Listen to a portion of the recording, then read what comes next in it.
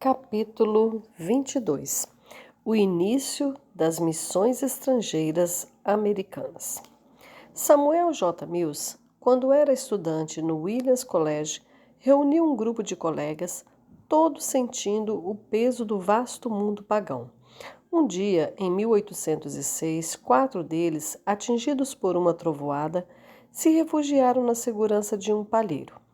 Passaram o tempo em oração pela salvação do mundo e resolveram, se houvesse oportunidade, partir como missionários.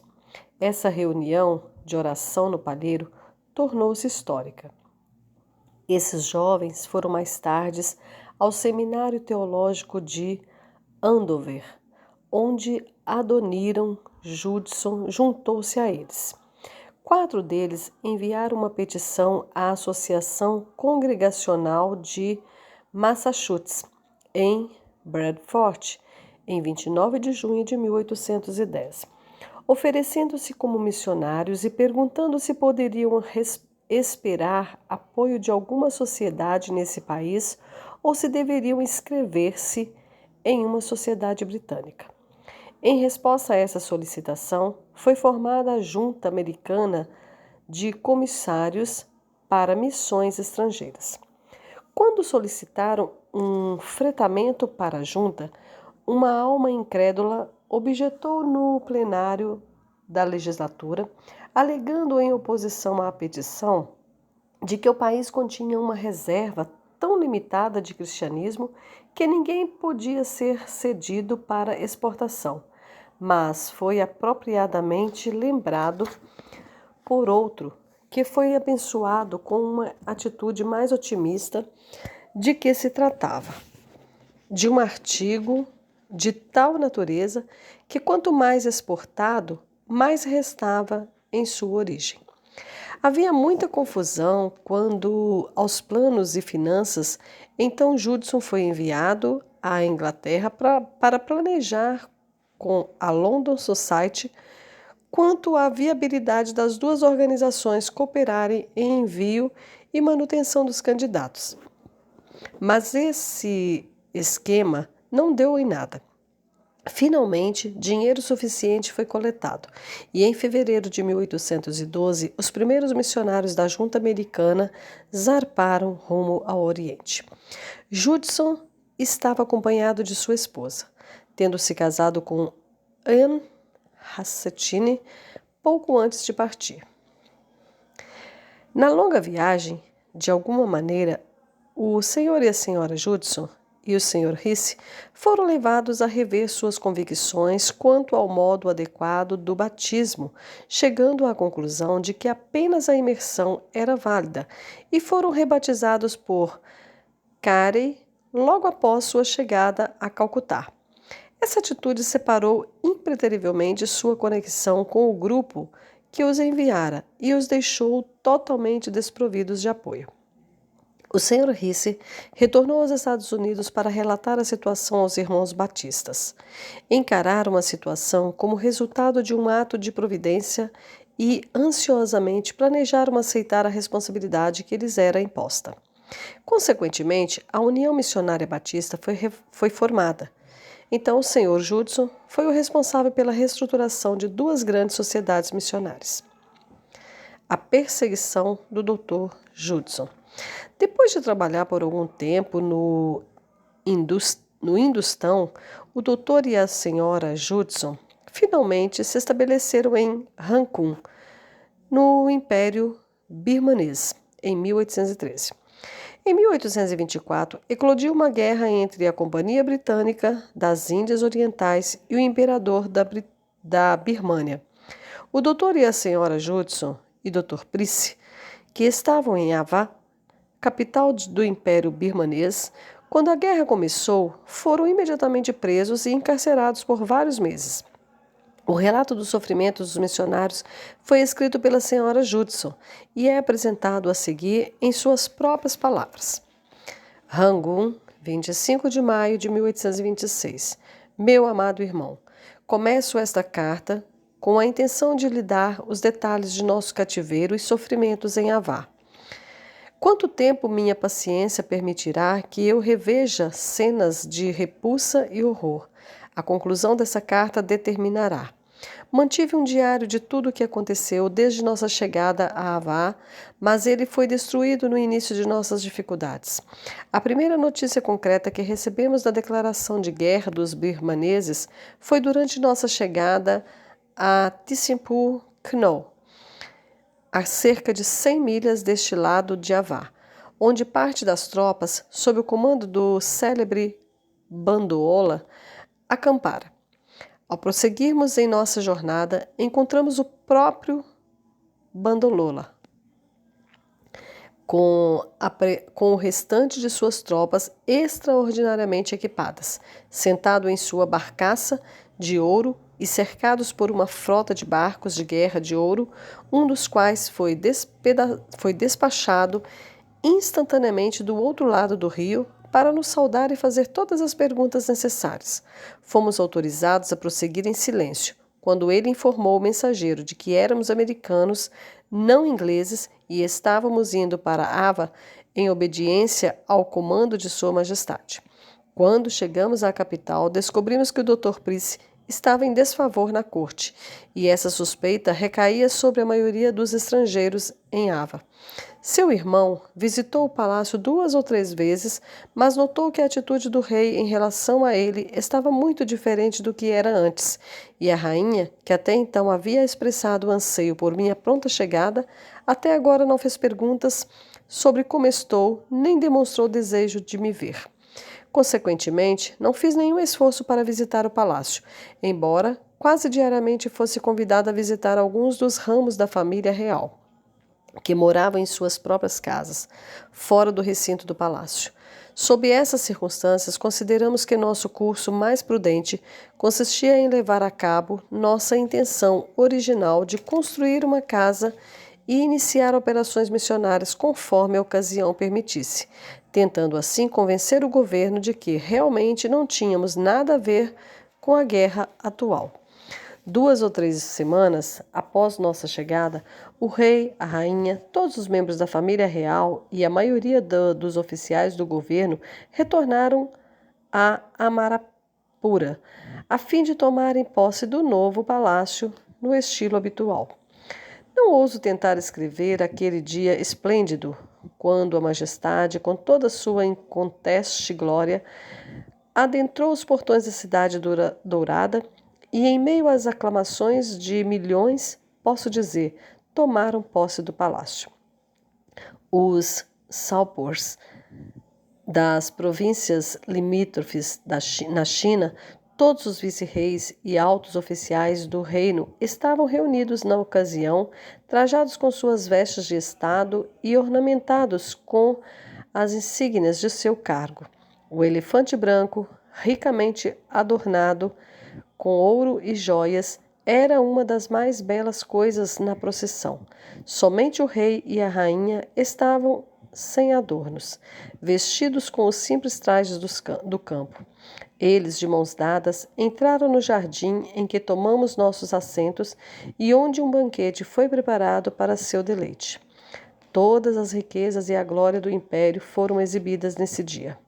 O número e o tamanho imenso dos elefantes, os numerosos cavalos e a grande variedade de veículos de todos os tipos ultrapassaram em muito tudo o que já vi ou imaginei. Logo depois que Sua Majestade tomou posse do novo palácio, foi emitida uma ordem para que nenhum estrangeiro fosse autorizado a entrar, exceto Lanzago. Ficamos um pouco alarmados com isso, mas concluímos que era por motivos políticos e talvez não nos afetasse substancialmente. Por várias semanas, nada aconteceu para nos alarmar e continuamos com a nossa escola. O Sr. J. pregava todos os sábados. Todos os materiais para a construção de uma casa de tijolos foram adquiridos e os pedreiros haviam feito um progresso considerável na construção do edifício.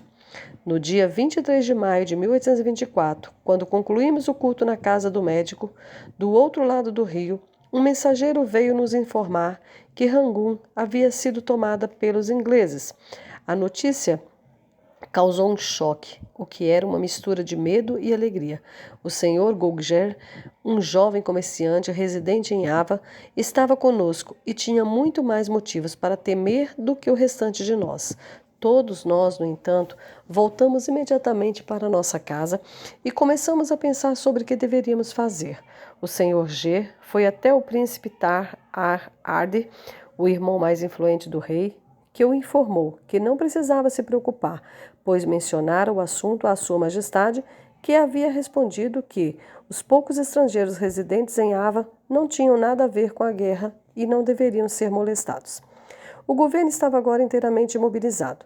Um exército de 10 ou 12 mil homens, sob o comando do Kihou Ji, foi enviado em 3 ou 4 dias e deveria se juntar a Sekier Hong-ji, que já havia sido nomeado vice-rei de Rangoon e que estava a caminho, quando a notícia de seu ataque chegou até ele. Não havia dúvida sobre a derrota dos ingleses. O único medo do rei era que os estrangeiros, ao ouvirem sobre o avanço das tropas birmanesas, se alarmassem a ponto de fugir a bordo de seus navios e partirem antes que houvesse tempo para prendê-los como escravos. Traga para mim, disse um rapazote do palácio, 6 calapio brancos estrangeiros, para remar em meu barco. E para mim, disse a dama de Yonji, mande 4 brancos estrangeiros para cuidarem dos afazeres da minha casa, pois fiquei sabendo que são servos de confiança. Os barcos de guerra passaram por nossa casa, os soldados cantando e dançando em grande contentamento e apresentando os mais alegres gestos. Pobres criaturas, dissemos, provavelmente nunca mais voltarão a dançar. E assim foi, pois poucos, se é que algum, viram novamente sua terra natal. Por fim, o Sr. Judson e o Dr. Price foram convocados para um tribunal de inquérito, onde foram feitas rigorosas investigações sobre tudo o que sabiam. O assunto principal parecia ser se eles tinham o hábito de se comunicarem com estrangeiros, do Estado, do país, etc. Responderam que sempre escreveram para seus amigos na América, mas não tinham correspondência com oficiais ingleses ou com o governo de Bengala. Depois de seu inquérito, não foram confinados como os ingleses, mas foram autorizados a voltar para suas casas. No exame dos relatos do Sr. G, verificou-se que o Sr. J e o Dr. Price haviam recebido dele uma quantia considerável de dinheiro. Os birmaneses, ignorantes de nosso modo de receber dinheiro por vales postais de Bengala, consideraram essa circunstância em suas mentes desconfiadas, suficiente evidência de que os missionários eram pagos pelos ingleses e provavelmente espiões. Assim foi relatado ao rei que, em um tom enraivecido, ordenou a prisão imediata dos 2 professores. No dia 8 de junho, enquanto preparávamos o jantar, entrou afoitamente o oficial, segurando um livro preto, com uma dúzia de birmaneses, acompanhados por alguém que, pelo rosto manchado, sabíamos ser um carrasco e um filho da prisão. Onde está o professor? Foi a primeira pergunta. O senhor Judson se apresentou. Você é convocado pelo rei, disse o oficial, uma forma de expressão sempre usada quando se está prestes a prender um criminoso. O homem com o rosto manchado instantaneamente agarrou o senhor Judson, jogou-o no chão e sacou um pequeno laço, um instrumento de tortura. Segurei seu braço. Fique, disse eu, lhe darei dinheiro. Leve-a também, disse o policial. Ela também é estrangeira. O senhor Judson, com um olhar suplicante, implorou que me deixassem ficar até segunda ordem. A cena agora era revoltante, além da descrição. Todo o bairro havia se reunido. Os pedreiros trabalhando na casa de tijolos largaram suas ferramentas e fugiram. As crianças birmanesas estavam gritando e chorando. Os servos bengaleses assombraram-se com as indignidades dirigidas a seu mestre e o empedernido carrasco.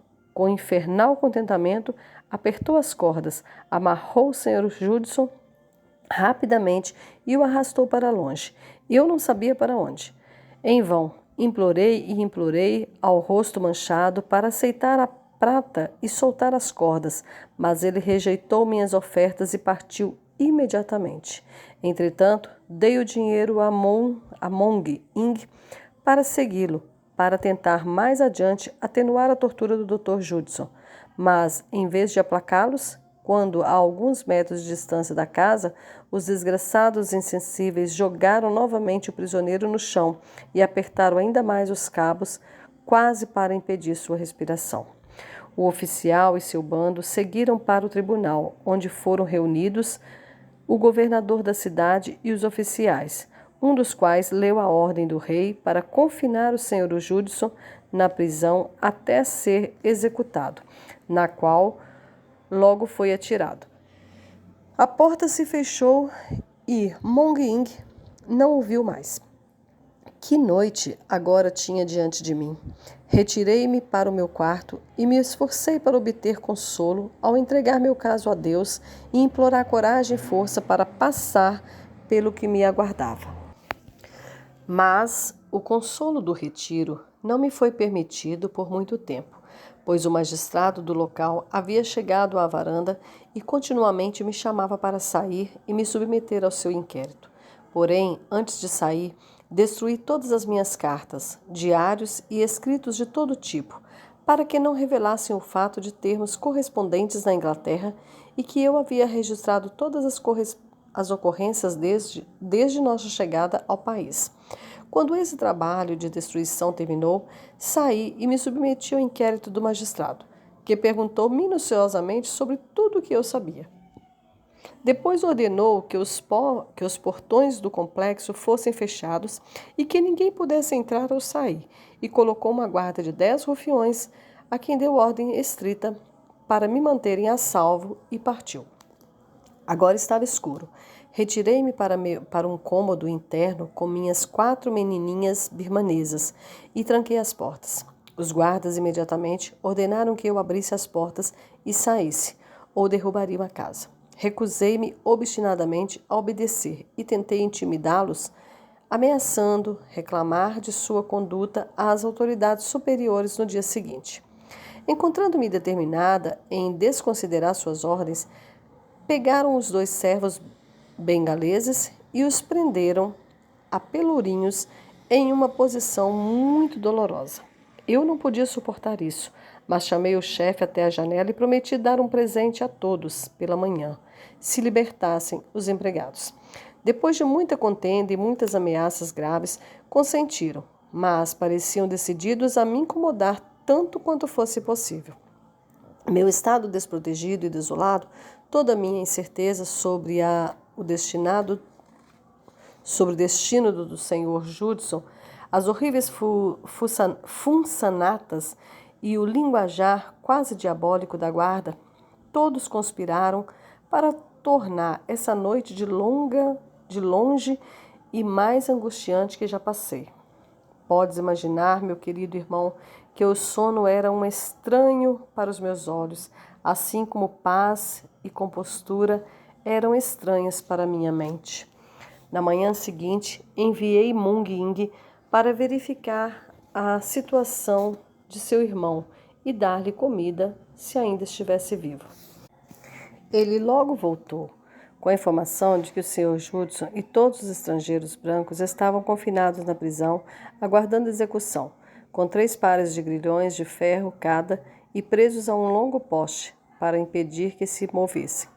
Minha angústia chegara então a tal ponto que eu própria era uma prisioneira e não podia fazer esforços para a libertação dos missionários. Implorei e supliquei ao magistrado que me permitisse ir a algum membro do governo para expor meu caso, mas ele disse que não se atreveria a consentir, por medo de que eu escapasse. Em seguida, escrevi um bilhete para uma das irmãs do rei, com quem eu tinha intimidade, solicitando que eu usasse sua influência para a libertação dos professores. O bilhete foi devolvido com essa mensagem. Ela não havia entendido, o que foi uma polida recusa em interferir, embora eu depois tenha averiguado que ansiava por nos ajudar, mas não ousara por conta da rainha. O dia se arrastou pesadamente e outra noite terrível estava diante de mim.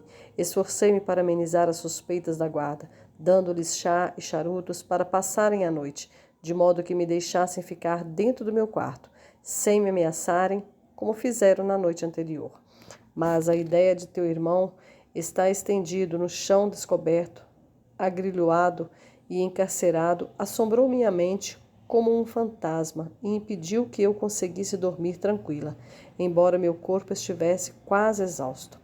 No terceiro dia, enviei uma mensagem ao governador da cidade, que detém toda a gestão dos assuntos prisionais, para que me autorizasse a visitá-lo com um presente. Isso teve o efeito desejado, e ele imediatamente enviou ordens aos guardas para permitir minha entrada na cidade. O governador me recebeu gentilmente e me perguntou o que eu queria.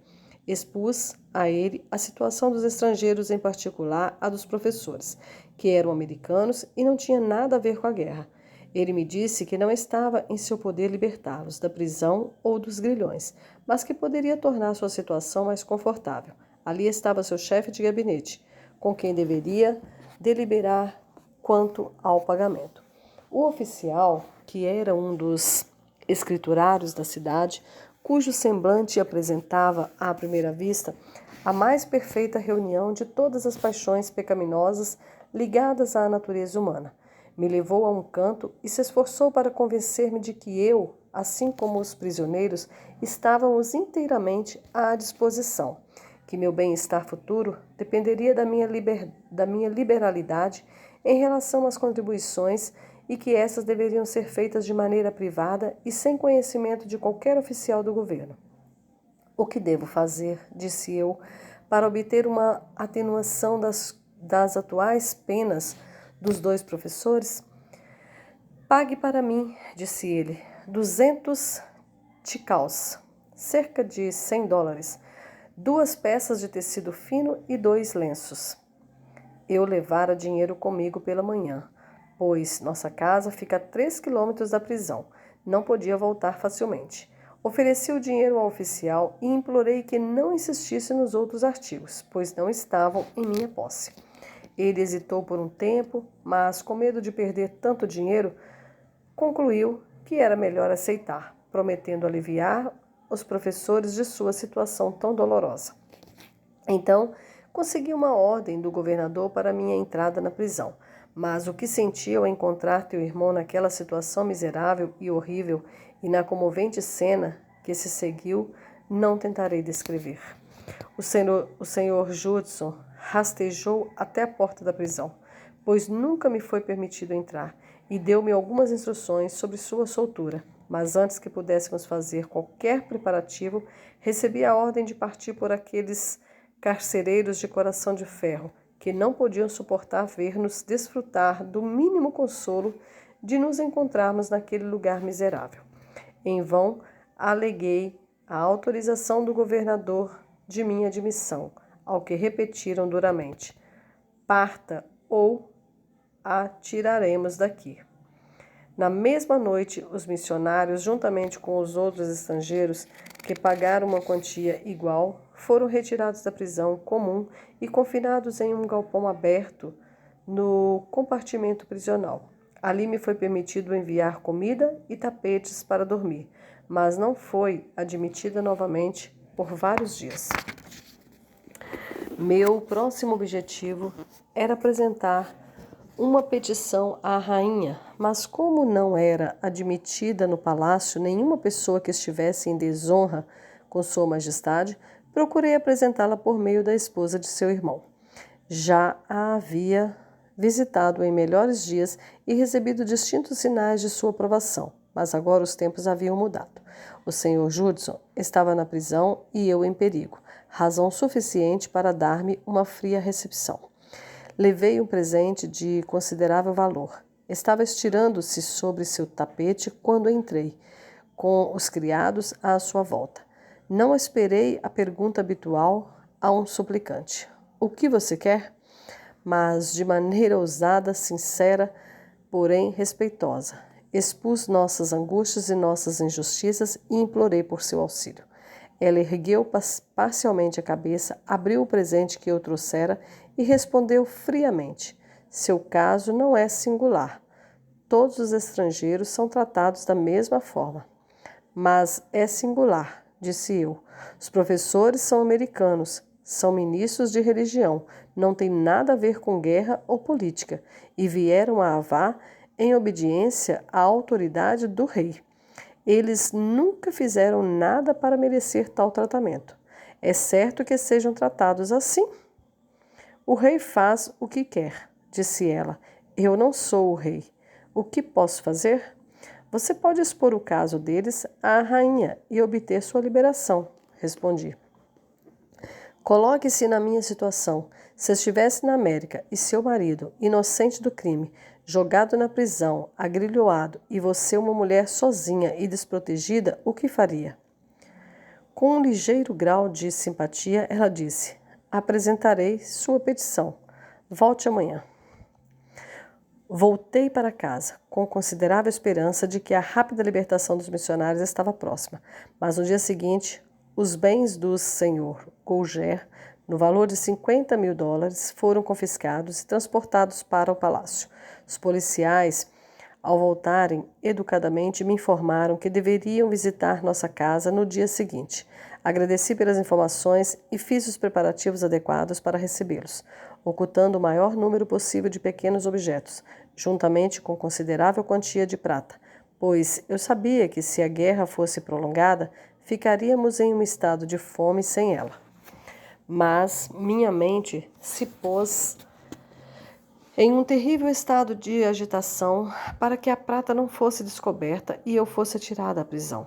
E se fosse possível obter dinheiro por qualquer outro meio, não deveria ter me aventurado em tal ato. Na manhã seguinte, o tesoureiro real, príncipe Tarialdes, chefe Ion e Kong Tone Miotissa, no futuro seria nosso prudente amigo. Com a presença de 40 ou 50 seguidores, vieram tomar posse de tudo o que tínhamos.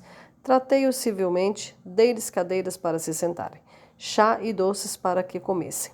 E a justiça obriga-me a dizer que conduziam o confisco com mais consideração aos meus sentimentos do que eu imaginava ser possível para os oficiais birmaneses. Os 3 oficiais, com um dos secretários reais, entraram sozinhos na casa. Seus subordinados foram instruídos a permanecer do lado de fora. Eles viram que eu estava profundamente entristecida e pediram desculpas pelo que estavam prestes a fazer, dizendo que lhes era doloroso tomar posse de bens que não lhes pertenciam, mas foram obrigados a fazê-lo por ordem do rei. Onde estão prata, ouro e joias que a ti pertencem? Disse o tesoureiro real. Não tenho ouro nem joias, mas aqui está a chave de um baú que contém a prata. Faça com ela como quiser. O baú foi tomado e a prata, pesada. Esse dinheiro, disse eu, foi coletado na América pelos discípulos de Cristo e enviado aqui com o objetivo de construir um quiong, o nome da habitação de um padre, e para nosso sustento ao ensinar a religião de Cristo. É adequado que o leve? Os birmaneses são avessos a aceitar o que é oferecido de um ponto de vista religioso, que foi a causa da minha pergunta. Vamos expor essa particularidade ao rei, disse um deles. Ele talvez a devolva. Mas essa é toda a prata que tens? Não pude dizer uma inverdade. A casa está em sua posse, respondi. Procurem por si próprios. Você não depositou a prata com alguém da sua família? Minha família está toda na prisão. Com quem depositaria a prata? Em seguida, ordenaram que meu baú e minhas gavetas fossem inspecionados. Só o tesoureiro teve permissão para me acompanhar nessa busca. Tudo de belo ou curioso que cruzava sua visão foi apresentado aos oficiais para decidirem se deveria ser tomado ou deixado. Implorei que não levassem nossas roupas, pois seria vergonhoso levar roupas parcialmente usadas para Sua Majestade, e para nós era de um valor indizível. Eles consentiram, apenas fizeram uma lista e fizeram o mesmo com os livros, medicamentos e etc. Minha pequena mesa de trabalho e cadeira de balanço, presentes de meu amado irmão, salvei de suas garras, em parte por minha esperteza e em parte por sua ignorância. Deixaram também muitos artigos que foram de valor inestimável durante nosso longo encarceramento. Assim que terminaram a busca e partiram, corri para o irmão da rainha para saber qual era o destino de minha petição. Ai de mim, todas as minhas esperanças foram frustradas por sua esposa, que disse friamente: expus seu caso para a rainha, mas sua majestade respondeu: os mestres não morrerão, que permaneçam como estão. Minhas expectativas estavam tão elevadas que essa frase foi como um raio em meus sentimentos, pois a verdade, à primeira vista, me assegurava que, se a rainha recusava prestar auxílio, quem ousaria interceder por mim? Com o coração pesado, parti, e em meu caminho para casa, tentei adentrar os portões da prisão para comunicar as más notícias a teu irmão. Mas fui severamente impedida de entrar, e durante os 10 dias que se seguiram, apesar dos meus esforços diários, não obtive permissão para entrar. Tentamos nos comunicar por cartas e, depois de termos sido bem-sucedidos por alguns dias, fomos descobertos. O pobre sujeito que levava as cartas foi espancado e colocado no pelourinho, e o incidente me custou cerca de $10, além de 2 ou 3 dias de agonia, por medo das consequências. Os oficiais que tomaram posse de nossos bens os apresentaram à Sua Majestade dizendo: Judson é um verdadeiro professor.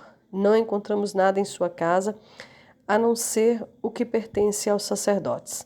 Além desse dinheiro, há um número imenso de livros, remédios, malas de roupas, das quais apenas fizemos uma lista. Devemos tomá-los ou deixá-los ficarem com seus bens?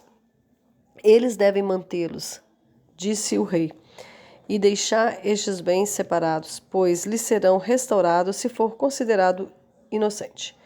Isso era uma alusão à ideia de ele ser um espião.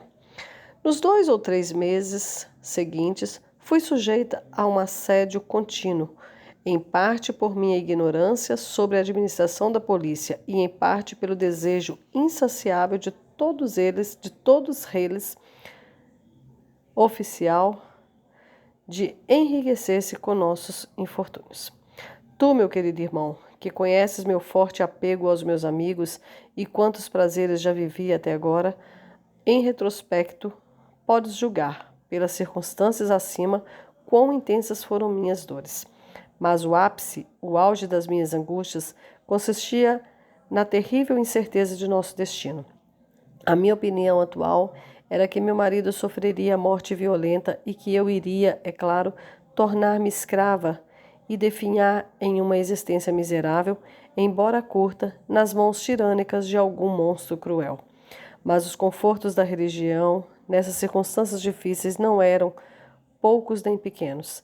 Eles me ensinaram a olhar para além deste mundo, para aquele descanso, aquele pacífico e feliz descanso, onde Jesus reina e a opressão nunca entra.